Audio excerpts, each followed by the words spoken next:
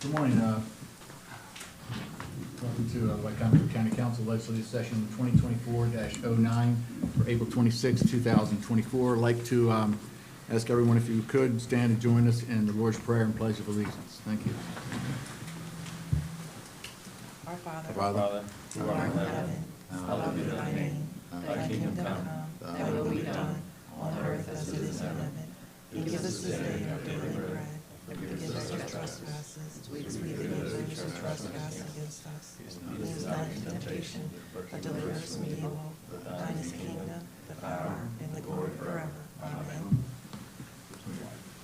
pledge allegiance to the flag of the United States of America and to the republic for which it stands, one nation, under God, indivisible, with liberty and justice for all.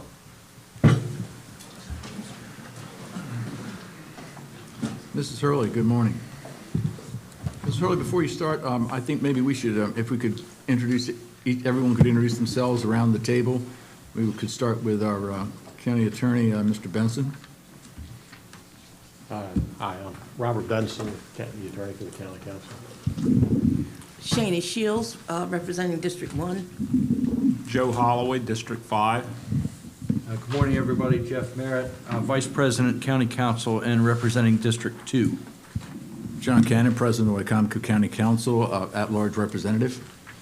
Brooke Learman, State Comptroller. James Nguyen, Wycomico County Council and at large.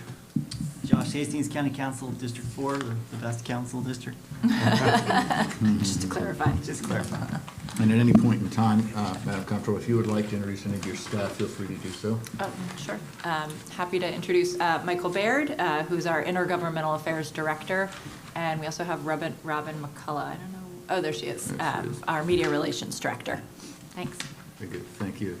Good morning, Mrs. Hurley. Okay, good morning, Council President, council members, ladies and gentlemen. The first agenda item this morning is a briefing with Brooke E. Learman, Comptroller of Maryland, regarding her role in partnership with local governments. And what we will do, we're pleased to have you here, Comptroller, very much so. It's always good to get a visit from you and to get an update on how you see things going, especially since we've just finished with the budget. Yeah. And I will give you the floor and let you begin. Thank you. Well, thank you. Thank you so much, President Cannon and Council Vice President, members of the County Council. I appreciate you being here and hosting me and my team. We're excited to spend a day on the shore today, and it looks like it's going to be a beautiful day. The sun was rising as we went over the bridge. So I really appreciate the opportunity to spend some time with you and the people of Wycomico County. Again, I'm Brooke Learman. I'm the 34th Comptroller of the state of Maryland. Excited to have the chance to speak with you this morning about the work that we're doing in the Office of the Comptroller. Of course, the Office of the Comptroller is one that has a wider range of responsibilities, and so I want to talk through some of the work that we're doing and what some of our responsibilities are. But really, we are doing these visits to different county councils to demonstrate sort of our dedication to working with all of you in local government. You are the tip of the spear, so to speak, working with and supporting your communities, our shared constituents and Marylanders. And so we are here to support you in the work that you are doing and know that you support us as well. So the Office of Comptroller is a unique state elected institution in the country. There's no other statewide elected official that has the same job duties that I have. I've been looking to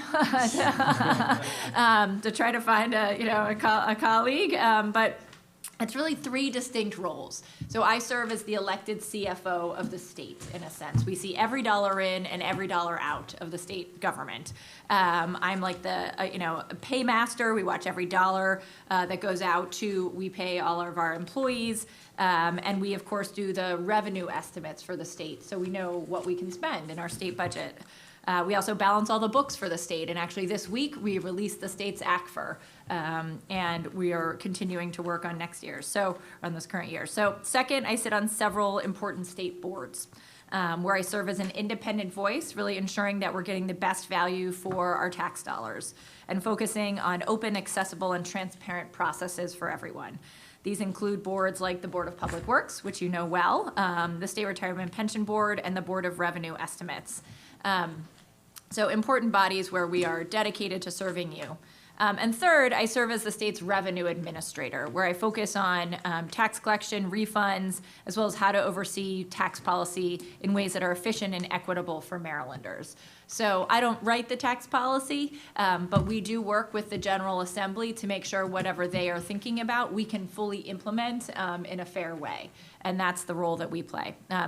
So as I was sworn in, after I was sworn in January of 2023, about 15 months ago now, but who's counting, we adopted a new vision for the agency to work in partnership, including with our local governments, working in partnership with you to build a state that's more equitable, more resilient, and more prosperous so that every Marylander can reach their full potential. And to do that, we are guided by 3 core priorities. And much of the work that we are doing within our agency, almost all of it, frankly, is within those 3 core priorities. And I know you have sheets where we list our vision, the core priorities, and then some examples of those. So I also want to acknowledge I'll get to that in a second. So our first priority is really about implementing critical agency-wide improvements to help state government work better. At the end of the day, we want to make sure that our agency is doing what it can to support businesses and communities and all of you. And a cornerstone of the work that we do is, of course, processing taxes, balancing books, getting out unclaimed property, and we need to modernize our systems.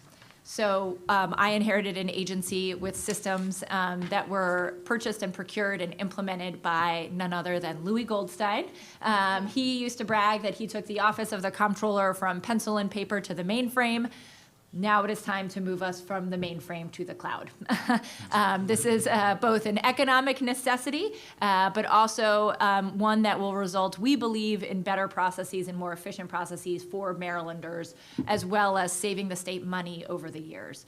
So we are moving our tax processing system from a COBOL-based mainframe system to a new online modern system called Maryland Tax Connect. And this February, we launched Maryland Tax Connect for all business taxes.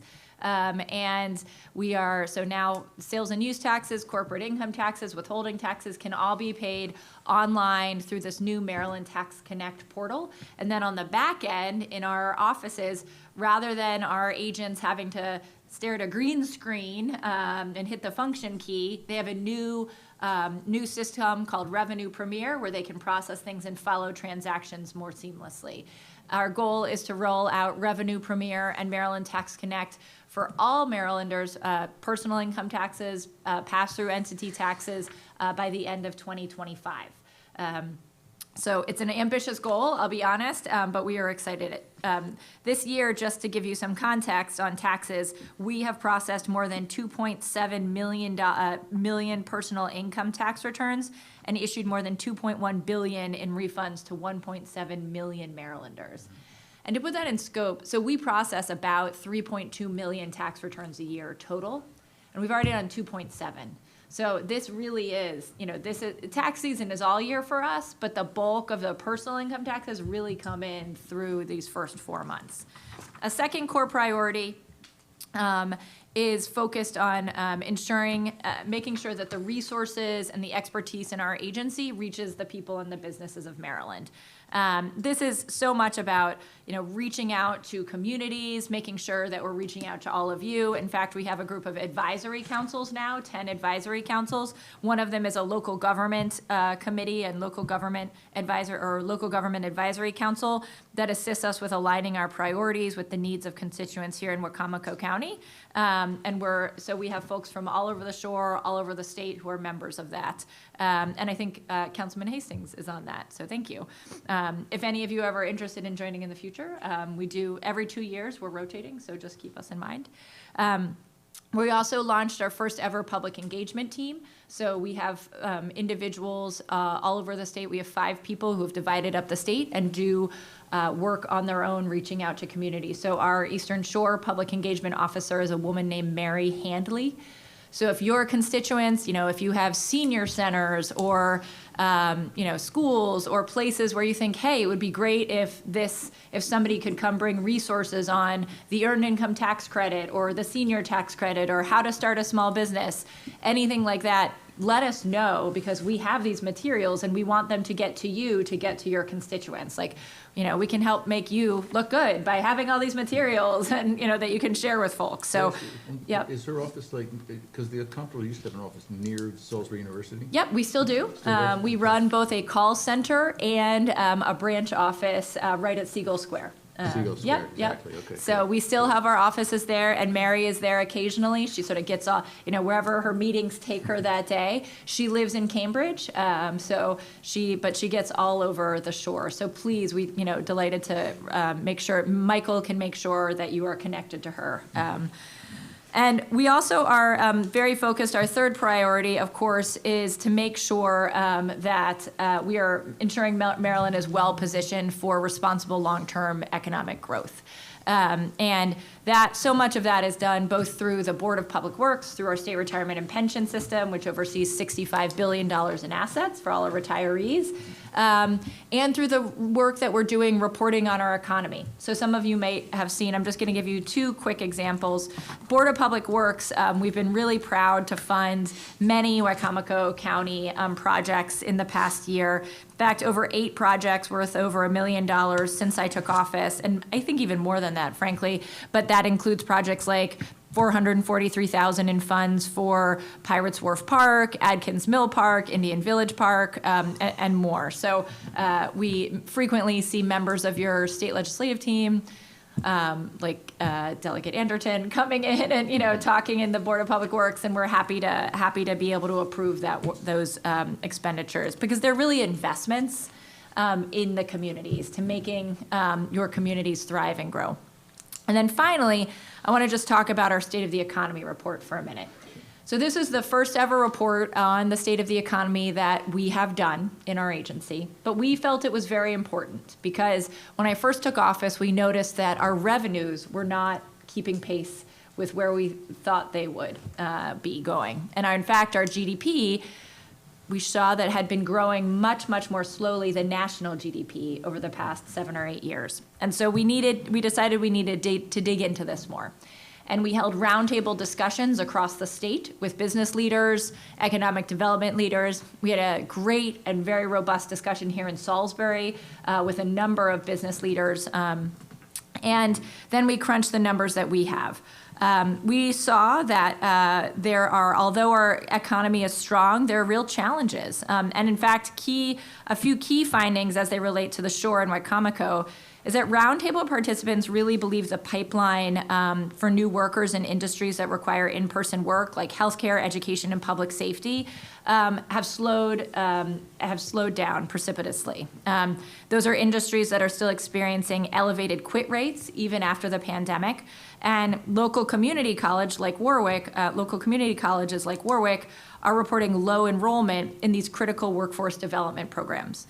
Roundtable participants also cited the lack of housing as a top economic concern for retaining current residents and attracting new residents to the area.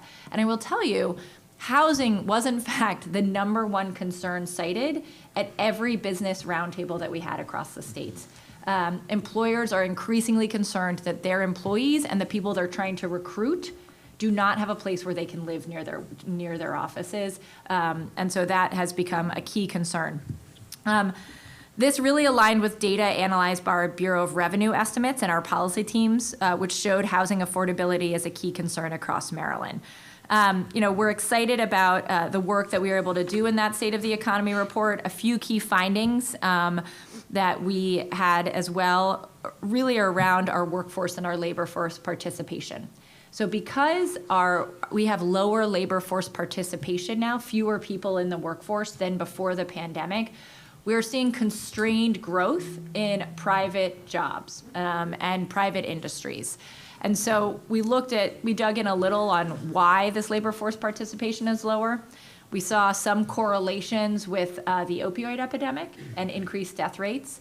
We also noticed and noted that women have left the workforce at higher rates in Maryland than nationally.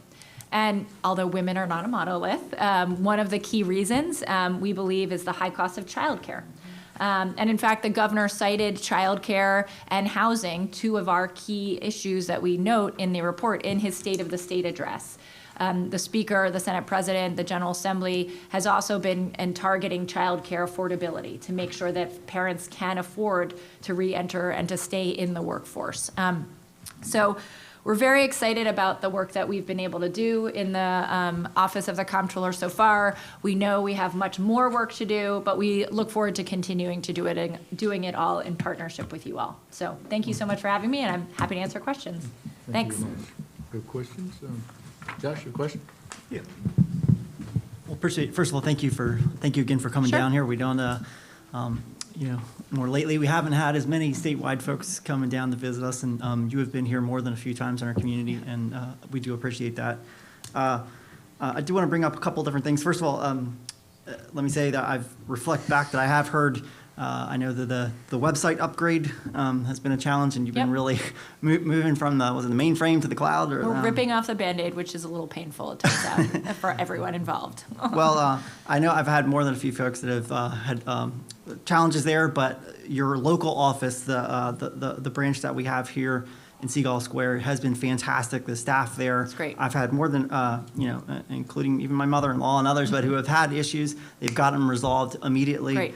So thank you for that. And Sure. I appreciate you trying to continue to make that more business-friendly and I'll user-friendly. add, can I just add one Yeah. thing on that? So one thing, is if you do hear from folks about Maryland Tax Connect, we were trying to follow best practices. And so initially, when we rolled out Maryland Tax Connect, in order to initially log in, you needed a PIN that we sent you, like a personal identification number, to keep it secure.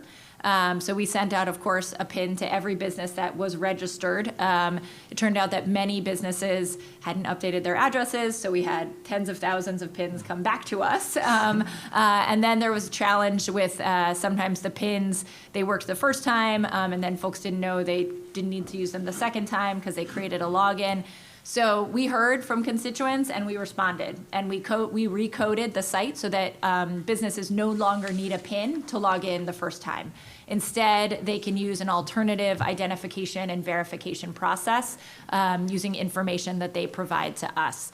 We've also stood up webinars. So every Tuesday and Thursday, we do webinars about Maryland Tax Connect that folks can log on and use, even if they've already, especially frankly, if they've already gotten in and they just want to learn more about how Maryland Tax Connect works, because it really provides unprecedented levels of access into the information that we have about their business. So they're able to see past records, understand the interactions, and more. And so we're providing webinars to train members of the public about this. And of course, we have videos and things like that on our website as well. So I think we've learned a lot from this rollout, and it was good to do and important to do so that we can make sure that we're better prepared and well prepared, I should say, for the individual rollout as well.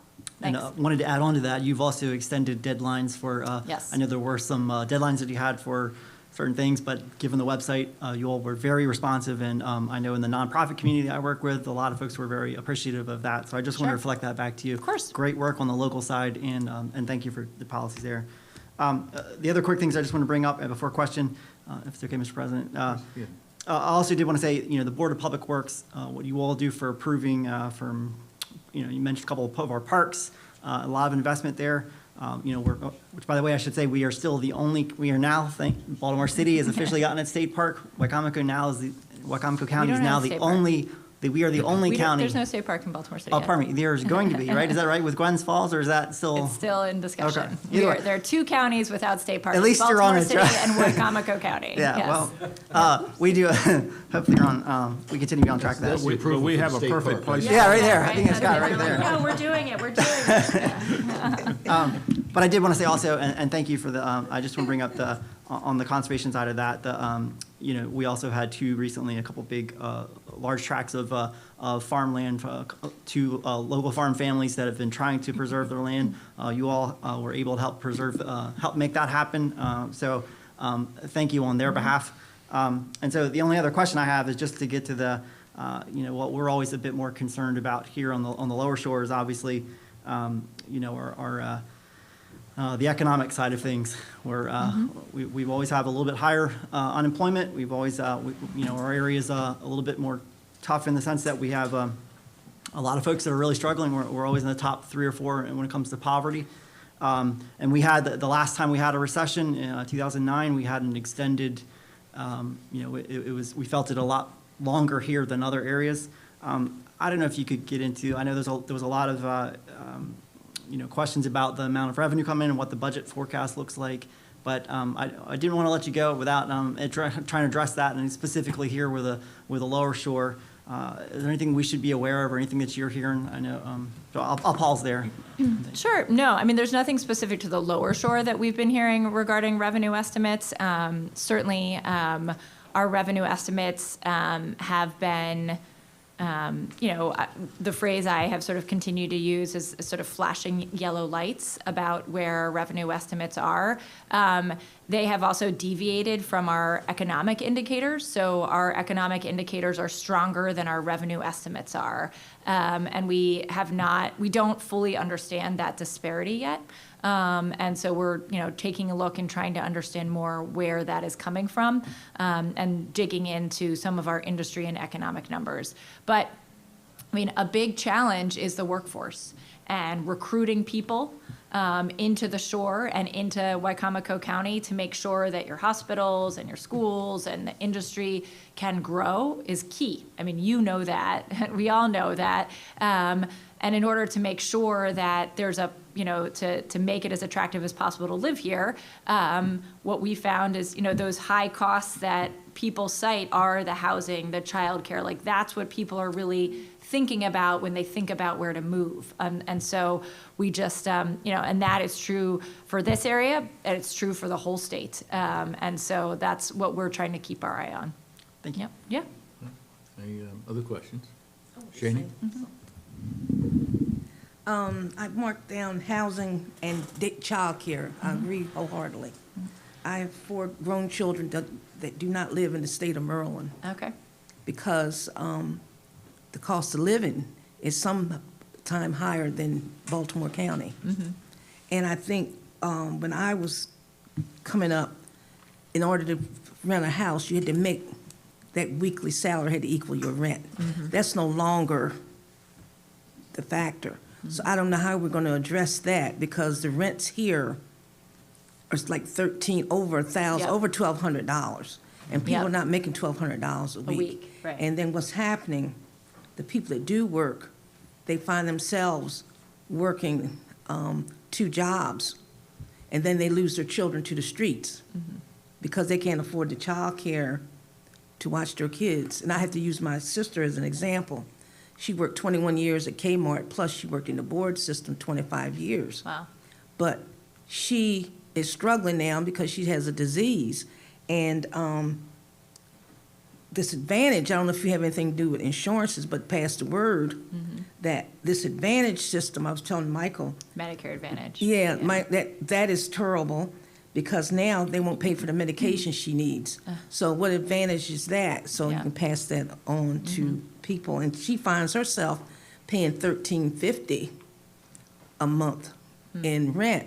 And she just gets a disability and a Social Security check. That's very hard. So Yeah. it's hard Yeah. to even recruit Yep. people that want to work Yep. but can't afford the cost of living. Then you have the electric bills high, your cable bill if you have cable, your children if you're doing the right thing by your kids. Yep. Because everybody's not on Section 8 and everybody doesn't get on food stamps. So I basically also represent the working poor. So we need to find a way that we can help them, Yep. because instead of going by their gross income, how are we going to assist them Yep. in lowering their living costs? Yep. No, I mean, you are hitting the nail on the head in many of the challenges that we are seeing working families face right now. And it is a struggle. And so, I think, you know, in terms of housing costs, this is an issue, of course, it's an issue here in the county, but it's an issue across the state, right? And I don't know if you saw Governor Moore signed, you know, several housing bills yesterday, and they're really important bills, but they're not going to solve you know, everybody needs to pitch in to help solve the challenges in housing. And, you know, it's sort of some basic economics. When you build more, costs come down. It's, you know, supply and demand a little bit. And so we do need to really think about how counties can be partners in ensuring that we can build the housing that's needed. You all have the added challenge on the shore, and they have it in Garrett County as well, of long-term rentals being turned into Airbnbs. And so folks who used to be able to rent, you know, maybe somebody owned a house and they used to rent it out to a family who lived and worked in Salisbury. Well, now they may find that they make more money if they just Airbnb that house. So you've then taken that house off the market, right, for a long-term rental. And so you and Garrett County are, and of course in Ocean City and elsewhere on the shore, you all face that as well. So there are definitely, you know, these are real challenges, and I think the only way we get through them is working together and sharing data and understanding and talking about here's what we can do, here's what they can do, you know, and partnering. And that's why we're so keen to partner with you all on these solutions. Joe? Well, thanks for coming down to see us Sure. today. You know, we hear about the housing issue. I'll address what you just said about the Airbnb. We had a family in our neighborhood that turned a home into an Airbnb. And the reason they did it, they didn't really do it for the money. They didn't have to have the money. But they got so disgusted with having to deal with all the issues with long-term rentals, about how to evict somebody if they didn't pay. So they said, hey, we can do the Airbnb. You know, people come in for a weekend or for 2 or 3 days or a week, and then they're gone. Then we have new folks come in. So regulations is one thing that's causing the problem right now with rentals. And people do not want to get into the rental business. Unless you're in a rental business in a big way, owning 1 or 2 rentals will not really pay in Wicomico County. Yeah, we sold our house. We didn't want to rent. I mean, we rented it for a while, but it's a lot of work. So, you know, it's hard. The other issue, you know, we hear about housing. Not everybody that moves to Wicomico County and works in Wicomico County wants to live in a townhouse or an apartment building or live in Salisbury. Yeah. Our big issue right now, and I've got three on the table right now that I've furnished information to so they can contact our delegation, is getting action out of our health department. I have a situation on Jackson Road. They've been waiting 2 years to get anything done. I have I have 2 in Pittsville. The one in Pittsville, they don't even want to build a house. They just want to separate one piece of property off of another piece of property, and they keep getting the runaround about that. The most interesting one I have is this guy owns a piece of property.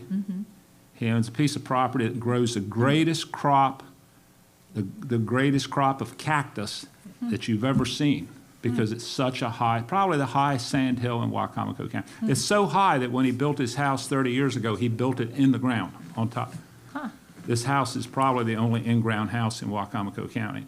Well, this ridge runs along probably for another 1/4 mile. And they're telling him he's got to wait another year now because the surveyor did mark it wrong to begin with, but he's got to wait another year now for the wet season.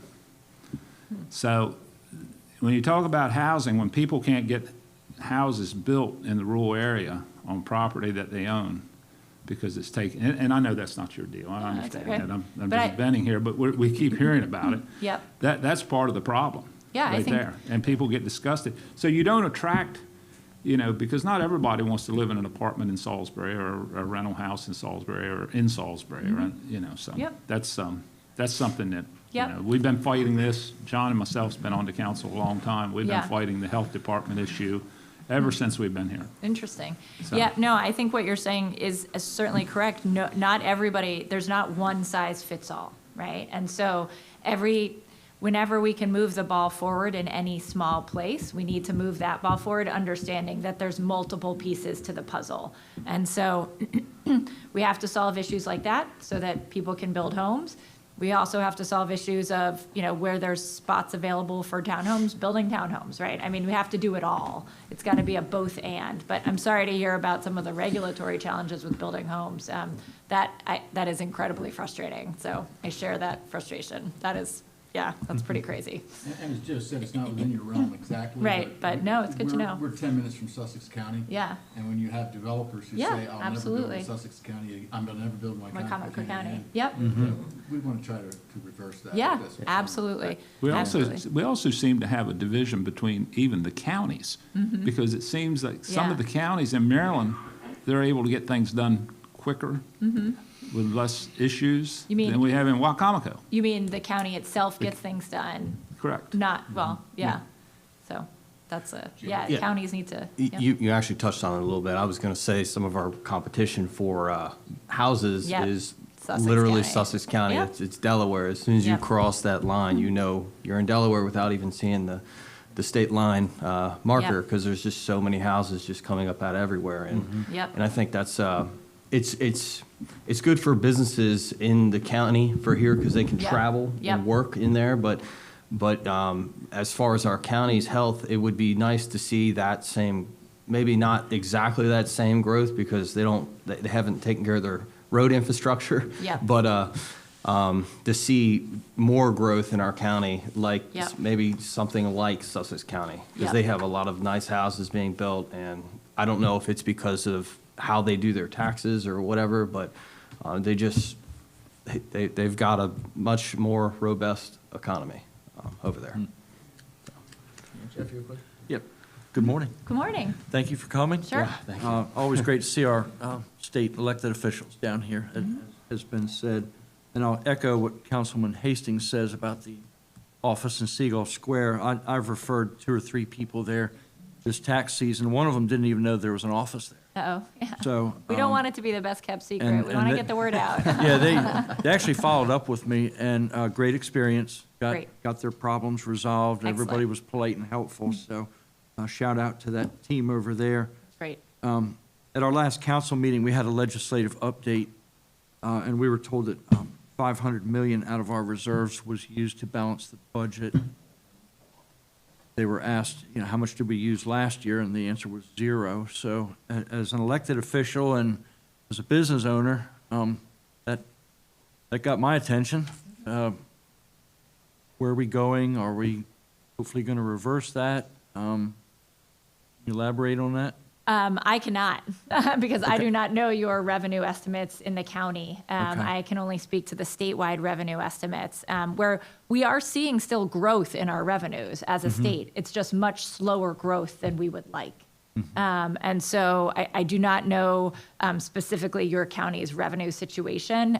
Certainly, our team, Robert Rehrman is the director of our Bureau of Revenue Estimates, and certainly I know he and other members of our team have talked with your CFO and your folks in the past. We don't have the expertise to do county or municipal level revenue estimates. We just don't have the capacity or the expertise in our agency to do that. But we try to make sure that that you all and that your teams know what is happening at the state level so that you can see a little bit. And like the distributions, which we do a quarterly distribution of funds to each county. And the distributions since COVID have been very different since they've just been much more volatile. And so we're, hopeful that things are starting to even out so that there can be a little bit more predictability. But it's been, nobody could have, I think, guessed what was going to happen for that it would have an effect for this long, right? Because we are still seeing the effects of what happened during Pandemic. 2020 and the Yeah. pandemic and the funds, the money that the federal government supported us so much through the pandemic with the ARPA program and more. And that money's all gone now, right? And so we're back to reality, right? And so it's having to, as the governor noted during the General Assembly session, re-baseline right? And get back to sort of the original numbers rather than some of the inflated ones. Wake-up call. Yeah, I mean, we just Yeah. have to be real about where our economy is and where our revenues are, and then think about where are the challenges and what can we do to make sure that we're addressing those challenges with the funds that we have, so that in a few years we're seeing more growth. Is what I would say. Yep. Thank you. Go ahead. I'm sorry. The blueprint for education, I think we can all say that we support education. That's not the question. This blueprint for education is obviously very costly for everybody, and we're not the only county that's struggling to figure out how we're going to pay for this. Do you see any reassessment of funding formula? That's a good question, and I don't want to attempt to divine what's in the mind of the General Assembly and the governor. But look, I think it's really many counties and the state, we all want to support our kids, and so I think it's just really important to keep lines of communication open. As you probably saw, I think as of yesterday, we have a new state superintendent. Dr. Wright was confirmed, and so I think she'll be a really important partner. She had a great record of success in her previous state. And so I'm excited about what she will be bringing to the office. And I know that, just continuing to discuss what works, what doesn't work, where things will come from is important with your legislators. Yeah. Thank you. Yeah, of course. One last one, and the big one that's on a lot of people's mind, the Key Bridge collapse. That Yeah. was, a huge tragedy. It's going to have a domino effect all the way through employment, supply chain, everything. Yep. It's great to see how fast they're moving. Very fast. Yeah. What are we doing about the economic impact of all this? I understand there's mechanisms in place to take care of the workers that were laid off and are unable to work. Is that right? Yes. Thank you for asking about the Key Bridge. It's been a surreal experience, right? The day that it happened, going to the shore, which is not far from my house and which is in my old district that I represented as a delegate, was pretty, it was emotional, and so, and of course, losing the loss of life was tragic. So I have talked to many businesses around the port, and the governor has too, and so we moved very quickly. I think this is a great example of government working really well together. Yes. So really quickly, MDOT, Maryland Department of Transportation, working so closely with the Army Corps of Engineers, the Coast Guard, working on, clearing the passage, the Army Corps of Engineers and others. And then on the supporting business side, the Department of Commerce, the Department of Housing and Community Development, of course, Secretary Day, who you all know and love, I hope. He's so, he's doing a great job. He and of course, the Department of Labor, they have now stood up programs in their respective agencies. So depending on sort of which program you fit into, whether you're a business or a worker, you go through them. And then actually all of the programs end up in our agency where we validate and send out the money. And so we are excited to be able to support these programs, support the agencies, and support the businesses and the workers. Our hope is that as long as the channel reopens in the timeline that was set, we are cautiously optimistic that there will be no long-term financial hit. Because now that there is some certainty around when the port, the passageway will reopen, all of those shippers around the world who are making their plans don't have to say, well, I'm going to have the ship go to Norfolk, or I'm going to have the ship go to Philadelphia, because they know, it'll be open in June, so it's fine. So we also did push, of course, business tax deadlines back for the whole state, but, precipitated by that, to make sure that businesses did not have to worry. And we've been working with our Motor Carrier Association quite closely, because we regulate fuel taxes. And there are regulations around where motor carriers, big trucks, can drive if they don't have X or Y permit. And so we've waived a lot of requirements to make it easier for those truck drivers to go pick up in Norfolk or Philadelphia for the next, the next month and a half or so. So we are cautiously optimistic that this will not have a long-term effect. I have great, I know that the governor has been working very closely with our federal partners, has been on Capitol Hill many times, including meeting with the speaker, I think yesterday, to talk about the need to have full funding for the rebuilding of the bridge. It is sort of almost unimaginable to think about having to pay for it out of state dollars. We simply don't have that money. And so the President Biden, immediately day one made the commitment to us, which was huge. His commitment that he can do takes us to about, it's 80 or 90% of the funding. And so we need legislation to pay for the remaining part of it. And so, we're all very hopeful that there will be a bipartisan effort to make sure that this can be fully federally funded. It's in Maryland today, but could be in Louisiana tomorrow. So you want to make sure that the federal government has our back. So we are, I think we're moving forward well. It's been really, I took a boat out last week to see the huge cranes picking up pieces and taking off the containers from the ship. And it's been really incredible to watch government at its finest, really working to support businesses, people, and create a passageway there. So Thank thanks. you. Thank you very much. Yeah, of course. If I could add one question. We know that the state did pass a $63 billion budget, and they didn't increase taxes, which is a real plus. Didn't know if you had a position from a funding perspective in regard to the taxation on services that's been, that was an issue with the General Assembly, just from your perspective. Yeah, no, it's interesting. So I try to stay away from tax policy because I'm busy enough. But I do think, and I don't say this, these are for or against, but I think it's important that we understand where our revenues come from and when they are. So I'll just say, so our sales tax, which of course doesn't include food or prescriptions, which in other states, food and things are taxed. Our sales tax at 6%.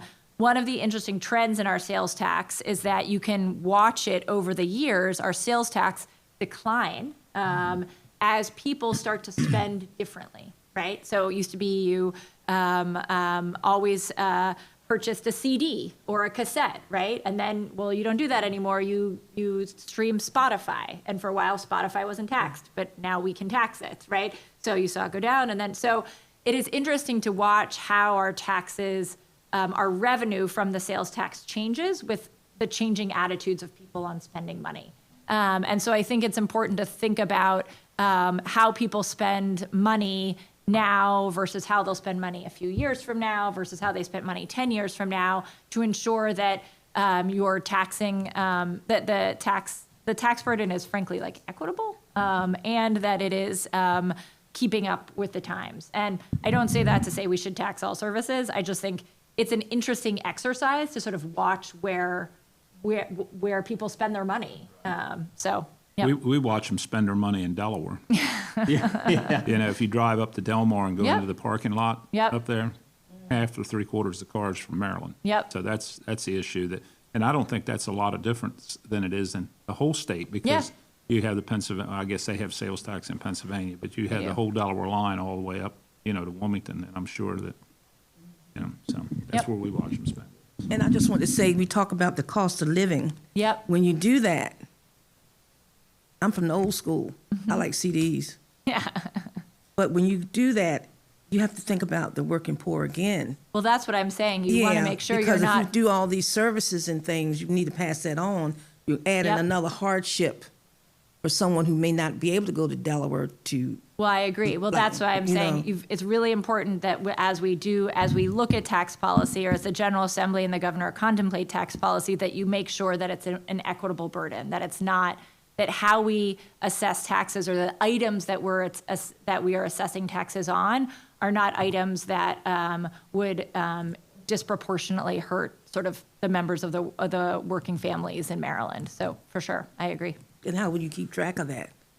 That's another thing. How would you keep track of who's working poor? How would you keep track of economic? Because when you go in the store, get your hair done, people don't know your your wealth, you know. It's true. There So are economic studies out there on how people spend their money, and how, so certainly some of that exists. We don't, our agency, we can't share our income data. It's all federally protected tax data.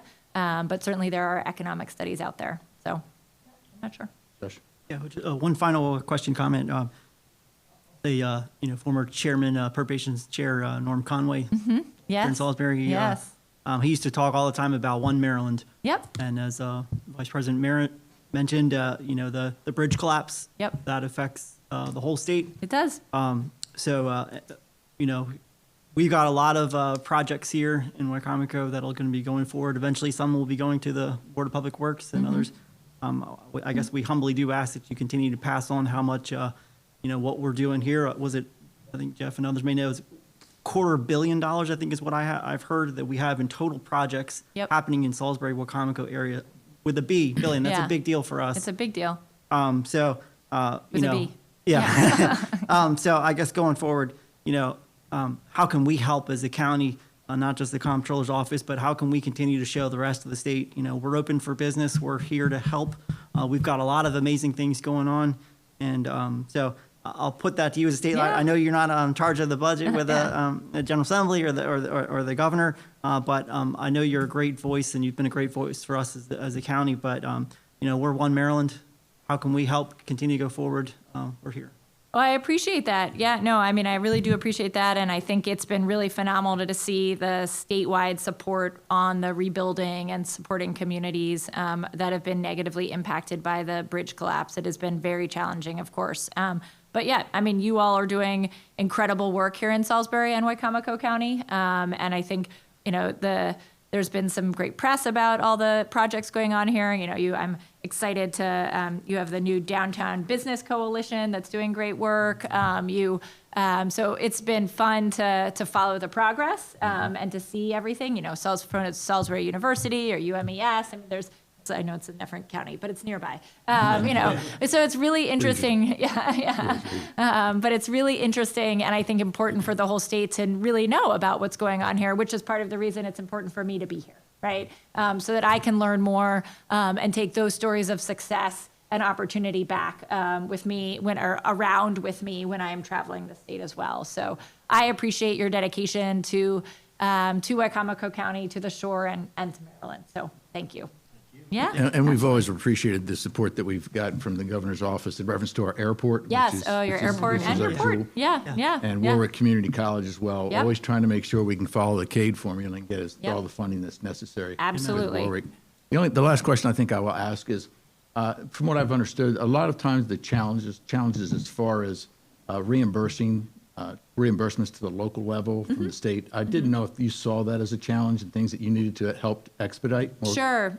So you mean like distributions of your taxes, or do you mean reimbursements like paying contractors or nonprofits? I could give you one example, like Sure. when Tri-County Council, when they have to, fund sort of like the transit authority or things Got such it. of that Yep. nature. Yep. It has Long taken time. a long time for Yes. reimbursements. Yep. And I don't know if that's so much the case with the school board, Yeah. but Yeah.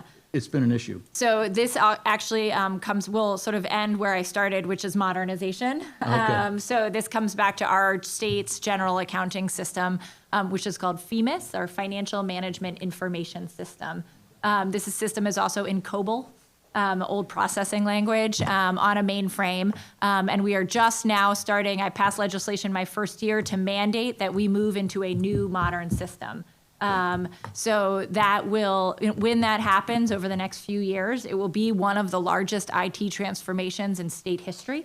And it will enable Tri-County Council and, Warwick, any entity that gets money from the state will then have an account. They'll be able to see where their funding is. They'll be able to track it more easily. And everything, we won't have to wait 24 hours for the mainframe to reload, things like that. So it will be our hope is that it will be a much more seamless system. And we are standing up now a whole program on how to educate people and bring them along so that we can have both business transformation and software transformation happen at the same time. Thanks.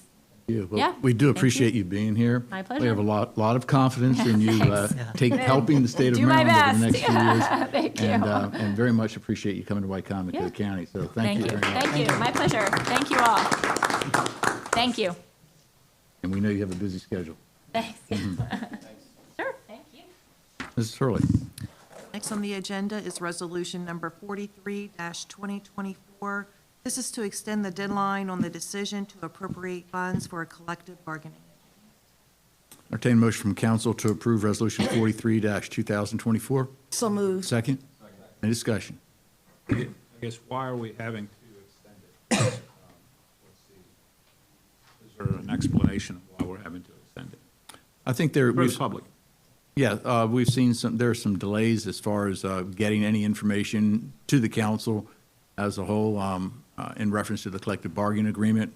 Initially, I think the deadline for that information to come to the council was April 1st, but we haven't really gotten any response at all in reference to it. Our obligation was to pass it by May 1st. Of course, that's a week away, and we haven't received it yet. We haven't had a chance to review it yet. As is required, we do need to extend it to May 15th, if that in itself will give the council enough time to carefully review the documents. That's where we are today, Joe. So what happens if it's not here by then? We've never experienced that before, Okay, Joe. well, so We're in we'll see. uncharted territory. Okay, we'll see what happens, right? Okay, all right. Okay. Thank you. Any other questions or discussion? Seeing none, all those in favor of Resolution 43-2024, say aye. Aye. Opposed? Motion's carried, resolution passes. Okay. Thank you, Ms. Hurley. This time, we open the floor for public comments. If you have any comments you'd like to make, come to the podium, please. State your name and your county of residence and your concerns. Tom, where do you want them? Hey, Chris, where do you want them? Right here. Right there, thanks. I have to ask you, please, to keep it within 3 minutes and 30 seconds. I can do that. I'm speaking upwards here. Sorry. I'm short. There we go, thank you. Good morning. I was really glad to be here today and to learn about some of the issues that are affecting our county and our state. I want to briefly speak to two that I feel are interconnected. Our comptroller and Councilwoman Cheney Shields brought up about childcare and affordable housing. This is near and dear to my heart, working with victims of domestic and sexual violence for many years. I know that these two things can work together to keep women in really bad situations for a long time and to prevent them from being in the workforce. So I really appreciate any and all work that's being done in that direction. We also heard that investments in our parks are a investment in our community. That brings me to that second issue, which I feel is connected because, women, children, everybody, elderly, can find respite in parks during these hard times. They can rejuvenate, when we're facing housing crisis, when we're facing mental health crises.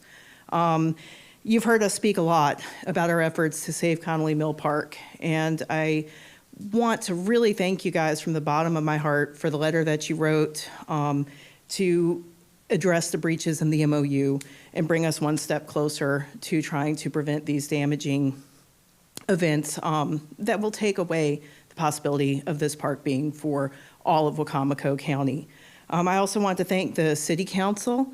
I want to thank Mayor Randy Taylor.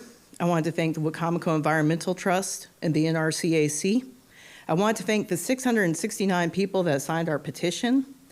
We have had a groundswell of support. Anybody who has sat down and reviewed the documents, if they've seen what is happening, they understand the value here and what we stand to lose. At this point, we're at a juncture where if the county executive pushes forward, Mr. Jeff Merritt, you said there was a lot of red flags written all over it. And if she pushes past all these red flags and everything that is being given as guidance and advice, at that point, it's an act of bullying. And I appreciate you guys for standing up. Thank you.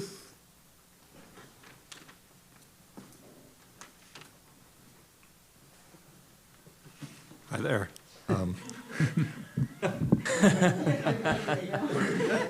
Why weren't you first?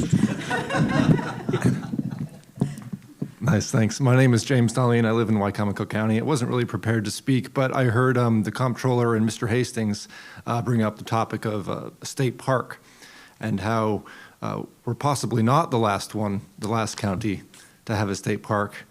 So it sounds like to me there's some opportunity, and I happen to know of a location off Connolly Mill Road, Connolly Mill Park. Let's make it happen, maybe. Put it out there. Maybe it's a state park. Maybe it's a little too small. It could happen. So thank you.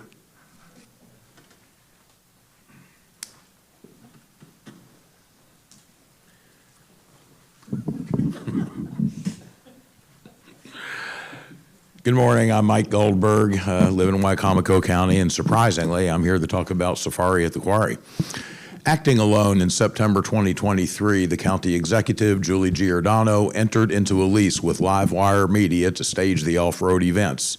She signed the lease to hold these private events without public notice or hearings as required by state law and without the knowledge of the county council, but she didn't care. We told her that no due diligence was done before executing the lease, creating many legal pitfalls and liabilities, but she didn't care. We told her that the lease would only enrich her friends and political allies, but she didn't care. We told her that there would be only one event. We were told that there would only be one event. Instead, the lease provided for many events, and it became clear that many more were being planned, but she didn't care. We told her that nearby neighborhoods would be disrupted and the value of homes diminished, but she didn't care. We told her that the events would damage the environment and the city's water supply, but she didn't care. We told her that the event site was to become a nature park for all area residents. Instead, she chose to turn it into a four-wheel off-road track only for those who could afford to pay substantial sums while banning all others, but she didn't care. We told her that the event served no public purpose and that her assertions to the contrary were fabrications, but she didn't care. We told her that the terms of the lease were being violated, that an excluded parcel was made part of the off-road track, but she didn't care. She has defied the will of the county and city councils, the sheriff, and citizens who oppose the off-road events, but she doesn't care. We told her that she had disregarded our concerns and demonstrated contempt for her constituents, but she didn't care. She tried to intimidate the county and city councils into capitulation by threatening to flat fund the fire department and other political trickery to get her way, thus placing lives and safety at risk, but she didn't care. And we told her that the event site was zoned residential and that off-road events were prohibited and illegal under Salisbury zoning code, but she didn't care. So now we stand at a crossroads and the events are to take place in just 1 week. Despite our efforts to appeal to Ms. Giordano's better angels, she has arrogantly vowed to move forward with the events. Now, it appears that only the mayor of Salisbury has the power to stop these events. The only effective means to do this is to enforce the zoning code by immediately seeking injunctive relief from the courts. There must be no political considerations, capitulation to Ms. Giordano's threats, or dithering. It is the mayor's obligation to enforce the laws of the city of Salisbury, and thus we must ask that he does so immediately and without further delay. The time for Mayor Taylor to seek injunctive relief is now. Thank you.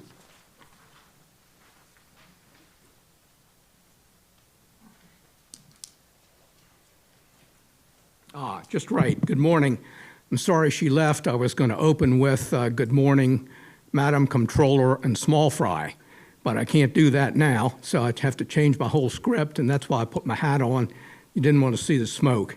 And incidentally, John, it's either the second or third straight national championship in wrestling for Penn State.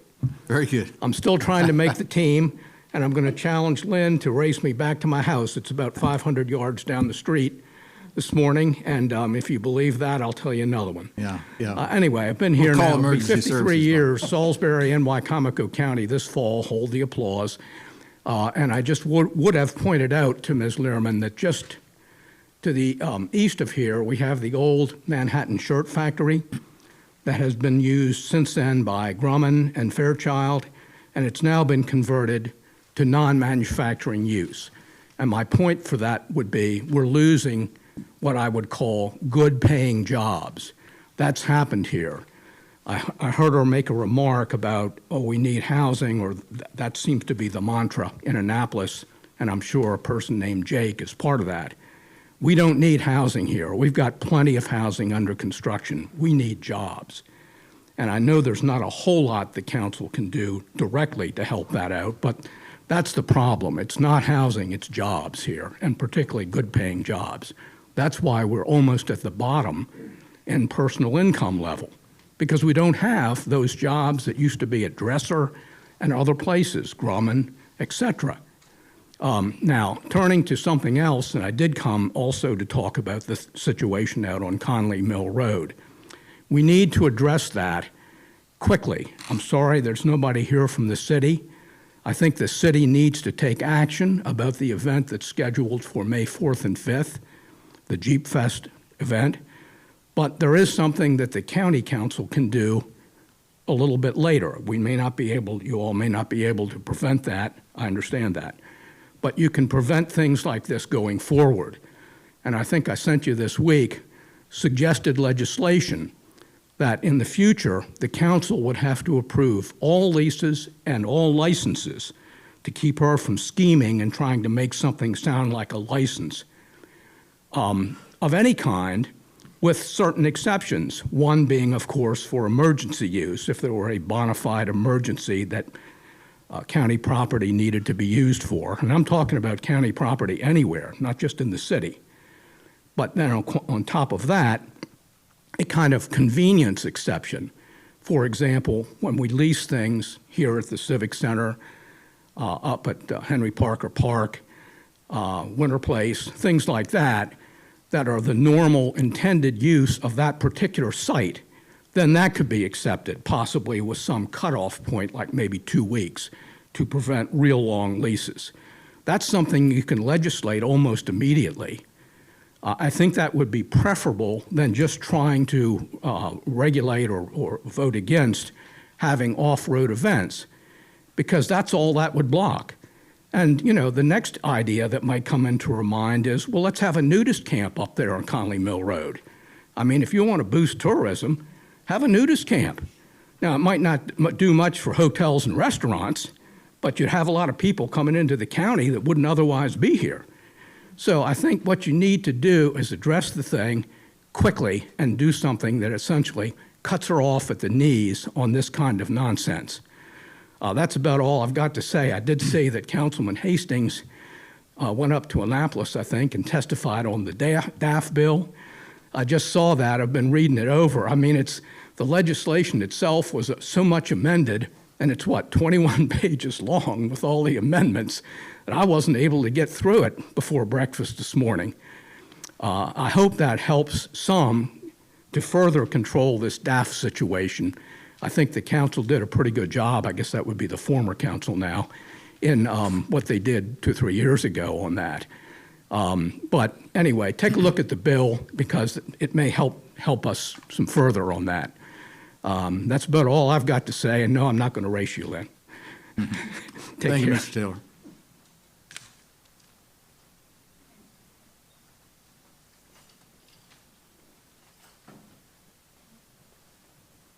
Jim Atkins, Wycomico County. I just want to get a few things on the record. I know Councilman Holloway asked why you were doing the resolution you did this morning, and he was given an explanation. But if you go in depth a little bit more, just to make sure that people who watch this that aren't here this morning get the opportunity to realize what's happened. In the collective bargaining personnel rules, it states, because effective and orderly operations of government are essential to the public, it is declared to be in the public interest that in the course of collective bargaining, the county and the exclusive representatives shall make every reasonable effort to conclude negotiations no later than March 1st.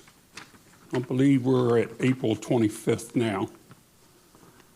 In the resolution, Under the Wycomico County Code, the county executive is required to submit to the county council by April the 1st for collective bargaining. Hasn't happened. The county council is required to indicate its intention to appropriate funds or otherwise implement a collective bargaining agreement by May the 1st. The council can't make a determination what it's going to do when it doesn't know what its options are. The county executive has not made the April 1st submission, nor notified the council of the expected submission date or the reason for the delay. It's understandable sometimes that you can't meet deadlines. It's not understandable that you can't give an explanation of why or what the postponement is or how much more time you need to get something completed. The state of the county address given on April the 14th, when the county executive talked about the safety portion of the county, rather than having the state's attorney or the Wycomico County Sheriff present to talk about safety in the county, she chose to have the president of the FOP speak for the safety of the county.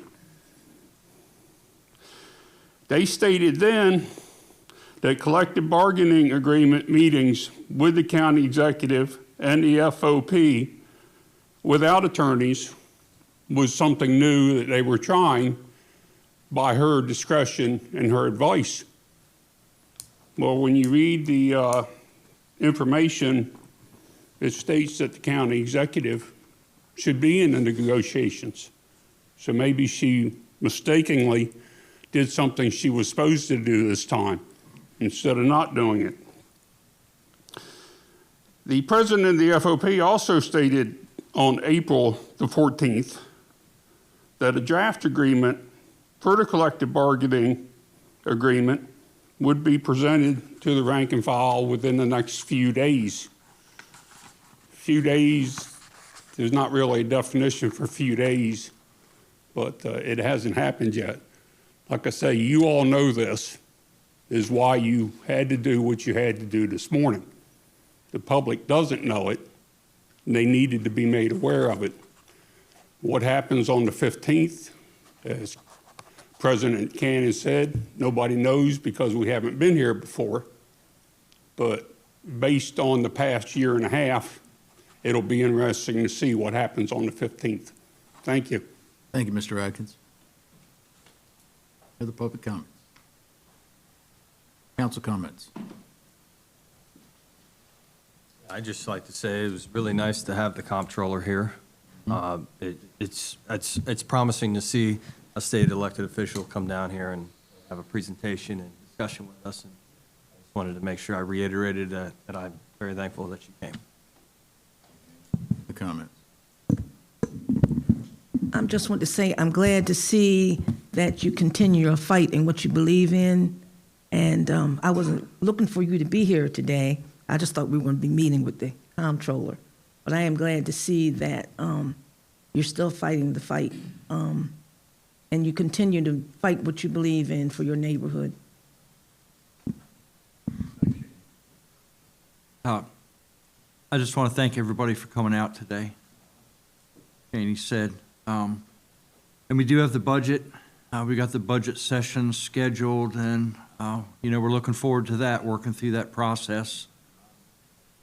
Thank all the department heads for agreeing to meet, and Lynn and Laura for scheduling all this, because it's quite a task to figure out what days we can use council chambers and get as many people in there as we can and involved in the discussion. So thank you, ladies, for all you do. And that's all I got. And happy Friday, everybody. Under presidential comments, yes, it's great to have the Comptroller Learman here today. It's wonderful county to know that we do have the ear of the state of Maryland, and we do appreciate that. Also, Jeff, you thanked everyone here, but PAC 14 also with the setup you have here, that's quite a setup for this morning, so we do appreciate that very much so. one thing I'd like to point out here, I mean, the last thing I really want to do is encourage any type of, nonsensical back and forth with the executive. I really don't like that type of what I call non-productive back and forth. But I think a clarification is important. I received an email last night from a citizen which was sent out by the executive. And the reason I think it's important for the public to hear this is to understand that if there are misconceptions out there, we shouldn't try to encourage that. We want to make sure that any exchange with the community, with the constituents, is valid and above board. The statement that was made, and I'll read it for you, some of the typos are a little bit off, but it says, lastly, in this email, lastly, the county council is the reason, they're talking about Conley Mill, the county council is the reason the property did not live forward. I think they mean she meant move forward as a park in 2021 before I took office. This ecologically valuable site is only used to mine dirt for our landfill and will continue to be that at the council's request. Now, this is a statement saying that the council has requested in 2021 that Conley Mill be nothing more than a mining pit.